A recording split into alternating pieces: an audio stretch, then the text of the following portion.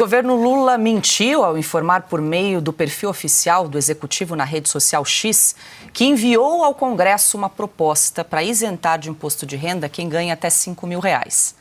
Apesar do anúncio do ministro Fernando Haddad na semana passada, nenhum texto com a isenção foi formalmente apresentado ao Legislativo. A medida, que tem resistência no Congresso, deve ser enviada somente no ano que vem. Na sexta-feira, um projeto de lei complementar e um projeto de lei com um pacote de revisão de gastos foram apresentados pelo líder do governo na Câmara, José Guimarães.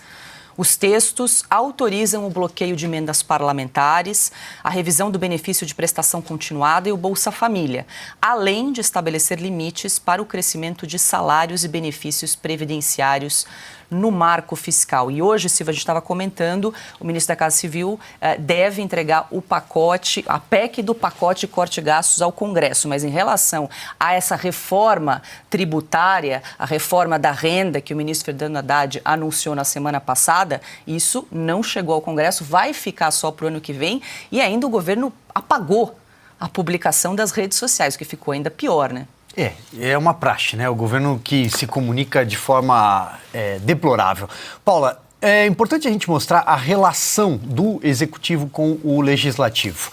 O governo Lula, principalmente o governo Lula I, quando enfrentou talvez a maior crise política até a Lava Jato, até a gente descobrir o Petrolão, chamava-se mensalão. O governo conseguiu construir saídas dentro do parlamento, utilizando líderes de outros partidos. O atual ministro da Defesa, José Múcio Monteiro, foi um grande deputado federal do PTB, era líder do PTB à época. O governo Lula soube construir pontes com o PMDB no momento mais agudo, naquela época do mensalão. Agora, a pergunta que fica nessa hora, nós estamos diante de um pacote de gastos, a gente ouve PEC para lá, PEC para lá.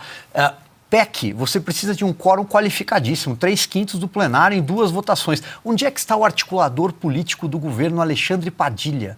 Ele não é visto no Congresso Nacional. Pergunte a um deputado do PT, do partido dele, se ele é recebido em algum gabinete dentro do Congresso Nacional. Não é recebido. É um governo que não tem articuladores. É um governo que depende exclusivamente do Supremo Tribunal Federal. Até para liberar emendas precisa do Flávio Dino dentro do Supremo Tribunal Federal. Então, eu queria só chamar a atenção para esse detalhe. É um governo capenga de articulação política. Não é só a bancada do PT, que não é a maior bancada da casa. Não, ele não consegue compor com o tal centrão. Não consegue compor com ninguém. E isso vai ter um custo.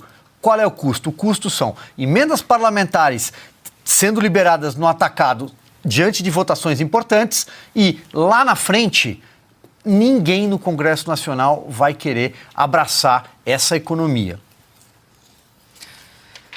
E ainda falando sobre economia, Lula mentiu também para a população brasileira a respeito do cálculo do salário mínimo.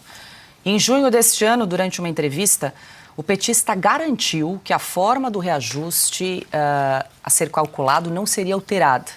No entanto, essa declaração não se manteve. Conforme o anúncio feito pelo ministro da Fazenda, Fernando Haddad, na semana passada, o reajuste será limitado a 2,5% acima do Índice Nacional de Preços ao Consumidor. Hoje, a regra de reajuste diz que o salário mínimo sempre crescerá de acordo com a variação do Índice Nacional de Preços ao Consumidor, acrescido do crescimento real do Produto Interno Bruto de 2 anos antes. Piotr, no frigir dos ovos, o brasileiro quer saber, com essa alteração, o poder de compra do brasileiro vai ser mantido com esse teto agora limitado a 2,5%? Não, diminui, obviamente, depende, obviamente, do quanto o governo vai fazer. Agora, ele está fazendo corte para a rede social. Porque a realidade é uma, mas ele diz isso e isso, obviamente, avança nas redes sociais. Vai tomar uma checagem no X, que o X, felizmente, tem checagem, né? A era Elon Musk no X acabou com aquele monte de bobagem que se contava lá. Agora tem checagem, então vai ter esse vídeo do Lula dizendo isso, ou a frase dos asseclas políticos todos fazendo todo aquele barulho, e depois vai tomar uma checagem dizendo, não, isso não é verdade. E checagem da comunidade, que tem mais peso ainda, né? Não é um checador oficial de algum lugar, não, são cidadãos, os usuários próprios ali. O que o governo fez é porque você tem o que se chama de economia indexada. Você sobe aqui, sobe tudo, e você, claro, chega a um limite que não dá mais, porque o governo gastou mais do que devia nessas coisas todas, inclusive as simbólicas, que não tem um custo muito alto, mas passa o pior exemplo, tipo sofá de luxo, a Janja para lá e para cá, cascata, né, que ela fez uma nova cascata agora na casa de campo do governo brasileiro, enfim, que é a Granja do Torto, se não me engano. Enfim, essas coisas todas. E, claro, 39 ministérios, mais gastos, que é um avião novo, gastos que o Brasil não poderia ter nesse momento, seja para passar o exemplo, seja para mexer, obviamente, na questão das contas públicas. Óbvio que agora você tem um limitador de acordo com o tamanho do endividamento, da questão do arcabouço fiscal que foi proposto pelo governo do PT. Esse arcabouço que ele mesmo já furou 2 vezes é uma proposta do governo do PT, que ele tenta agora seguir. Mas vai mexer, claro, vai mexer, o salário mínimo vai sofrer do seu poder de compra, sim. O Lula simplesmente está ignorando o que o ministro da Fazenda dele disse outro dia. Vai prevalecer quem? Vai prevalecer o que o Congresso disser.